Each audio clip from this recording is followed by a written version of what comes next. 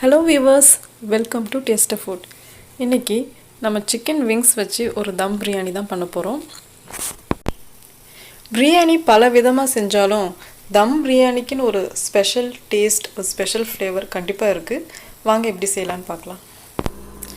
இந்த biryani start to finish 1.5 மணி நேரத்துலேருந்து 2 மணி நேரத்துக்குள்ளே முடிச்சிடலாம்.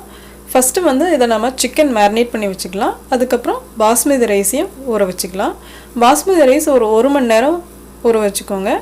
சிக்கனை வந்து ஒரு 1/2 அன் ஹவர் டு 45 மினிட்ஸ் ஊறினா போதும். மேரினேஷனுக்கு வந்து சிம்பிளான இன்க்ரீடியன்ஸ் தான். Ginger garlic paste, garam masala, chilli powder, கொஞ்சம் லெமன் ஜூஸ், கொஞ்சம் தயிர், கொஞ்சம் உப்பு. நான் கொஞ்சம் புதினா இலை சேர்த்துருக்கேன், கொஞ்சம் வாசனையாக இருக்கும்னு. அவ்வளோதான். இதை நல்லா மிக்ஸ் பண்ணிவிட்டு மூடி வச்சுருங்க. மூடி வச்சுட்டு இப்போ வந்து நம்ம மசாலா செய்ய ஆரம்பிச்சிடலாம். இந்த மாதிரி பேரலாக நம்ம எல்லாம் செய்யும் போது சீக்கிரமாக நம்ம பிரியாணி செஞ்சு முடிச்சிடலாம். நான் இந்த மேரினேட் பண்ண சிக்கனை வந்து ஃப்ரிட்ஜில் ஒரு 30 மினிட்ஸ் வச்சுக்கிட்டேன். இப்போது ஒரு பேனில் வந்து ஒரு 1/4 கப் எண்ணெய் சேர்த்துருக்கேன். எண்ணெய் வந்து நான் நல்லெண்ணெய் சேர்த்துருக்கேன்.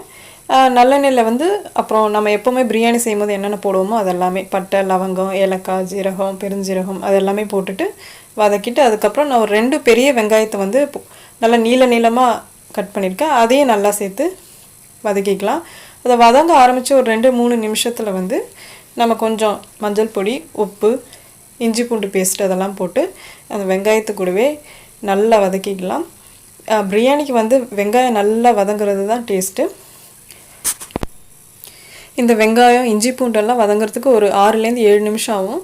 நல்லா வதங்கட்டும். வதங்கினதுக்கப்புறம் நம்ம மசாலா, தக்காளி இதெல்லாம் போட்டு வதக்கிக்கலாம். இப்போ தக்காளி சேர்த்துருக்கேன். தக்காளி வந்து ஒரு 2 பெரிய தக்காளி எடுத்திருக்கேன். அதை நீளமாக கட் பண்ணி அதையும் நல்லா வதக்கிக்கலாம். இது வதங்கும் போது கொஞ்சம் உப்பு போட்டு வதக்கிக்கோங்க. இது எப்படி வதங்கணுன்னா, நல்லா வெங்காயம் தக்காளி மசிஞ்சு ஒரு பேஸ்ட் மாதிரி ஆகிடும். வெங்காயம் தக்காளி அவ்வளோ இதுவாக பெருசாக தெரியவே கூடாது. அந்தளவுக்கு நல்லா வதக்கிக்கோங்க. நான் இஞ்சி பூண்டு பேஸ்ட்டு சேர்த்தேன் இல்லையா, நான் அது கூடவே ஒரு 2-3 பச்சை மிளகாவும் அரைச்சி சேர்த்துருந்தேன். அதுக்கப்புறம் இப்போ வந்து காரத்துக்கு சில்லி பவுடர், பிரியாணி மசாலா சேர்த்துருக்கேன். சில்லி பவுடர் வந்து நான் ஒரு 3 டீஸ்பூன் சேர்த்துருக்கேன். ஏன்னா நான் ஒரு 3 கப் ரைஸ் எடுத்துருக்கேன். என்னோடய அளவு எப்படின்னா 1 கப்புக்கு 1 டீஸ்பூன் மாதிரி நான் சில்லி பவுடர் எடுத்துப்பேன். உங்கள் காரத்துக்கு தகுந்த மாதிரி நீங்கள் எடுத்துக்கோங்க. இது எல்லாமே சேர்ந்து இன்னும் ஒரு 6-7 நிமிஷம் நல்லா வதங்கட்டும். வதங்கினதுக்கப்புறம் நம்ம மேரினேட் பண்ண சிக்கனை இதில் சேர்த்துக்கலாம். இப்போ நான் கொஞ்சம் ஜீரக பொடி இதில் சேர்த்து அதையும் நல்லா வதக்கிக்கிறேன். பிரியாணிக்கு எப்போவுமே வந்து கொத்தமல்லியை விட புதினா தான் நிறையா இருக்கணும். கொத்தமல்லி இல்லைனாலும் பரவாயில்ல, ஆனால் புதினா இருக்கணும். பிரியாணி மசாலா நம்ம ஈஸியாக வீட்டிலே செஞ்சுக்கலாம். அந்த பட்டை, லவங்கம், ஏலக்காய், கிராம்பு அதெல்லாம் இருக்குல்ல, அதை நம்ம வந்து ட்ரை ரோஸ்ட் மாதிரி பண்ணிவிட்டு மிக்ஸி ஜாரில் அரைச்சிக்கலாம். பாருங்கள், இப்போ வந்து நான் புதினாவும் கொத்தமல்லியும் சேர்த்துருக்கேன். இதுவும் நல்லா சேர்ந்து வதங்கட்டும். எண்ணெய் பிரிஞ்ச அளவுக்கு வதங்கட்டும். பிரியாணியில் எப்பவுமே வந்து நெய் வந்து கொஞ்சம் கொஞ்சமாக அப்பப்போ சேர்த்திங்கன்னா அது ஒரு டேஸ்ட் தரும். வெங்காயம் வதங்கும் போது, மசாலாலாம் சேர்க்கும் போது, நம்ம வந்து ரைஸ் சேர்க்கும் போது, அப்புறம் இறக்கும் போது கொஞ்சம் ஒரு டீஸ்பூன் அப்பப்போ சேர்த்திங்கன்னா இன்னும் ரொம்ப சுவையாக இருக்கும். பாருங்கள், இப்போ மசாலா நல்லா குக் ஆகிடுச்சு. இப்போ நம்ம மேரினேட் பண்ணியிருக்க சிக்கனை இதில் சேர்த்துக்கலாம்.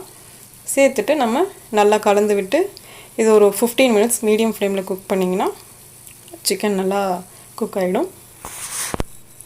நான் இது ஒரு நான்ஸ்டிக் பாட்டில் வந்து சமைக்கிறதுனால எனக்கு கொஞ்சம் கூட அடி பிடிக்கவே இல்லை. ஈஸியாக இருந்தது இந்த மசாலாலாம் ரெடி பண்ணுறதுக்கு. சிக்கன் குக் ஆகிறதுக்கு நம்ம தண்ணிலாம் அதிகமாக சேர்க்க தேவையில்ல. ஒரு 1/4 கப் சேர்த்தா போதும். ஈஸியாக குக் ஆகிடும். மூடி வச்சு குக் பண்ணுங்கள், கண்டிப்பாக சீக்கிரம் குக் ஆகிடும். இந்த சிக்கன் குக் ஆகிற டைம்லேயே நான் வந்து பாஸ்மதி ரைஸ் ஊற வச்சுருந்தேன் இல்லையா, அதை குக் பண்ணுறதுக்கு நான் தண்ணி நல்லா கொதிக்க வச்சுக்கிட்டேன். பாருங்கள், இப்போ சிக்கன் குக் ஆகிடுச்சு. அடுத்து நம்ம தண்ணி நல்லா கொதிக்க வச்சு இதில் வந்து நம்ம ரைஸை போட்டு குக் பண்ண வேண்டியதான். நல்லா கொதிக்கும் போது அரிசி சேர்த்துக்கோங்க. அரிசி சேர்த்து ஒரு 6-7 நிமிஷம் ஆகும், ரெடி ஆகிடும். ஒரு 70% குக் ஆனால் போதும், ரொம்ப குக் பண்ணிடாதீங்க. நான் ஓவனில் தான் தம் பண்ண போகிறேன்றதுனால நான் ஒரு பேக்கிங் ட்ரேயில் வந்து லேயரிங் பண்ணிவிட்டேன். அதாவது கீழே வந்து நம்ம மசாலா பண்ணணும், சிக்கன் அந்த மசாலா வந்து கொஞ்சம் போட்டுட்டு மேலே வந்து நம்ம வடித்த அந்த சாதம் கொஞ்சம் கொஞ்சமாக மேலே லேயரிங் பண்ணிவிட்டு அதுக்கு மேலே இன்னும் கொஞ்சம் சிக்கன் அந்த மாதிரி லேயர் பண்ணிவிட்டு நடுவில் வேணும் நீங்கள் இன்னும் கூட புதினா இலைலாம் போட்டுக்கலாம். போட்டுட்டு நெய்யெல்லாம் மேலே ஊற்றிக்கோங்க.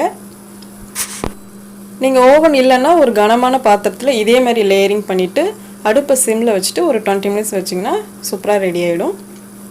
இப்போ பாருங்கள், நான் கொஞ்சம் சாஃப்ரான் மில்க்கும் சேர்த்துருக்கேன், அந்த கலருக்கு ஃப்ளேவரும் தரும். இப்போ வந்து நம்ம அவனில் வந்து ஒரு 20 மினிட்ஸ் வச்சிடலாம், ஒரு 350 ஃபேரன்ஹீட்ஸில். இப்போ அவன்லேருந்து எடுத்தாச்சு. பாருங்கள், பிரியாணி ரொம்ப சூப்பராக வந்திருக்கு. கண்டிப்பாக இந்த ரெசிபியை ட்ரை பண்ணி பாருங்கள், உங்களுக்கு பிடிக்கும். இந்த வீடியோ பிடிச்சிருந்தா லைக் பண்ணுங்கள், ஷேர் பண்ணுங்கள், சப்ஸ்கிரைப் பண்ணுங்கள். தேங்க்ஸ் ஃபார் வாட்சிங். பாய்.